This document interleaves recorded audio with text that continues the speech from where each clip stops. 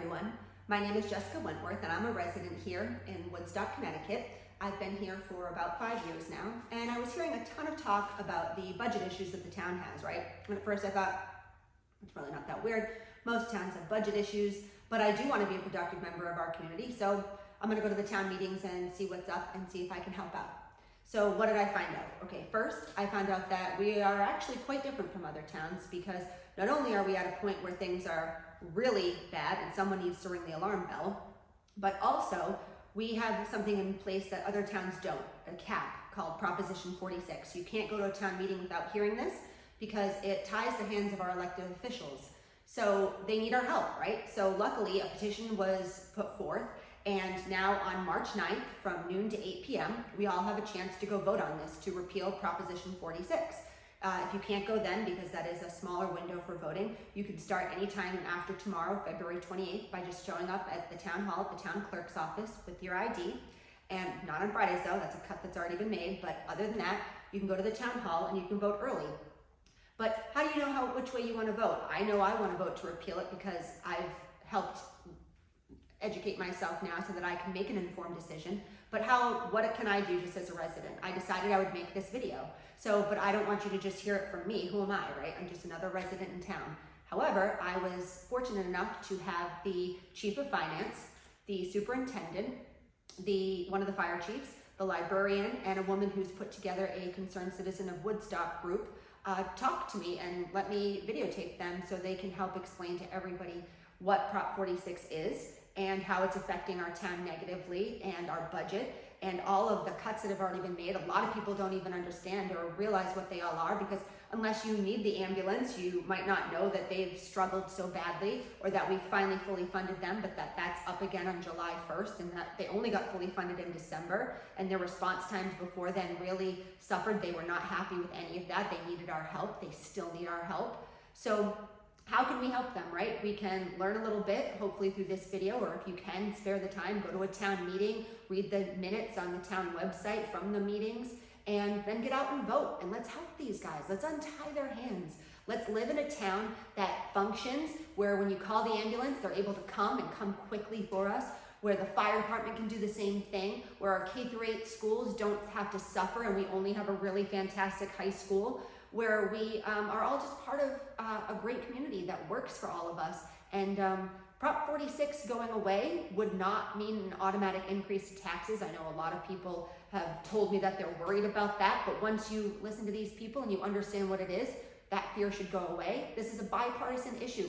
Let's help each other. And thanks everyone for your time.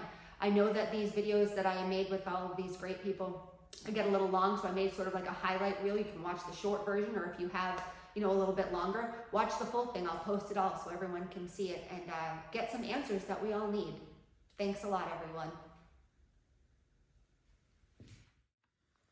Hi, Travis. First, thanks very much for meeting with me today. Would you please tell us who you are and what you do here in town for all of us? So my name is Travis Blair. I'm the Deputy Chief of Muddy Brook Fire Department. I've been a lifelong resident of Woodstock, lived here since I was probably 8 years old, and me and my wife have a house in town, and our 9-year-old son goes into the school system. Awesome. Would you please tell us a little bit about Prop 46 and how that has affected the fire stations? Sure. So Prop 46 is something I've learned about. Unbeknownst to me, it's not exactly what I thought it was. I had an understanding of a tax cap. It's not really that. It's actually a spending cap. So what we found with the fire departments and emergency services in general is you kind of have a restriction on how you can allocate money under this. And what's happening is, with the increased need for emergency services and additional people and rising costs, we don't have the ability to properly fund. So we're having to create ways. And the creative ways are only good for so long. They're kind of Band-Aids of a big problem. What's really going to happen is eventually the Band-Aids are going to run out. We're going to come into a situation where we don't have any options. So Prop 46 really is the derivative of why that's happening. Okay. Hello, everyone. My name is Mike Doherty. I am the current chairman of the Woodstock Board of Finance. I've been on that committee now for, this is my 14th year, and lived here in town for about 37 years now. Right after I got here, I did join the local fire department, and I served on the fire department and currently do. And I also was involved with the ambulance for 21 years. So I have a background in all of that. 46 basically was instituted 43 years ago, back in 1979. And back at that time, I can understand people were concerned because it got its name from the fact that the mill rate was at 46 at that time. Currently it's 20.85, so you can see what a difference there can be, but that in fact is not all of Prop 46. Because Prop 46 actually limits what we can spend. It has nothing to do with what we can bring in as far as revenue goes. In fact, we could generate excess revenue and not be allowed to spend it due to Proposition 46. My name is Megan Bard-Morse. I am a former chairman of the Board of Education and Board of Education member, volunteer in the schools.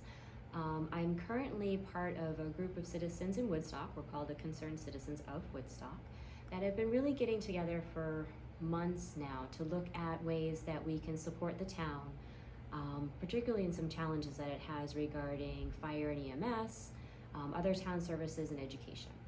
So what we're doing at the moment is we're trying to get together to really inform the public and educate the public through, through this group. And what we'd like to do is we did petition the town to repeal Proposition 46. I'm Victor Toth, and I am the superintendent of schools for the town of Woodstock. Woodstock is in a very unique position as far as Proposition 46 and its impact on education. Woodstock is subject to a state statute, which is 10-34, and in that case we have a high school, which is an endowed academy, and that law states that Woodstock shall pay the full tuition established by Woodstock Academy. So when our budgets are created, Woodstock Academy creates their own budget, and the Woodstock Public Schools have to create their own budget.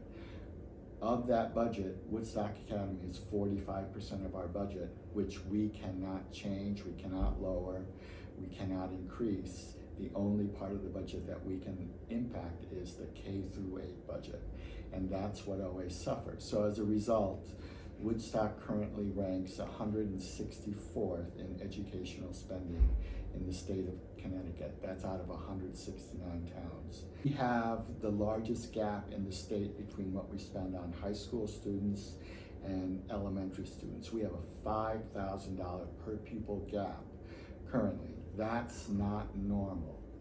No. In all other towns that have a K-12 system, your teachers get the pay the same from kindergarten through 12th grade.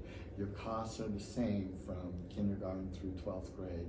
But in Woodstock, because of this, the statute 10-34 and Prop 46, that gap has gotten wider and wider.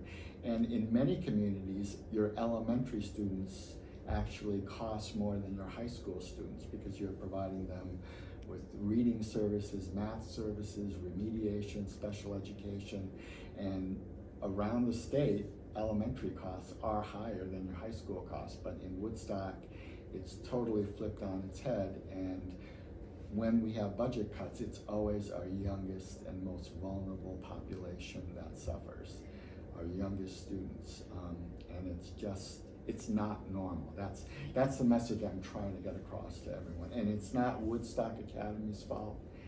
It's self-imposed by the town of Woodstock. Correct. I'm Sue Connor, and I run the West Woodstock Library. I've been here for 14 years.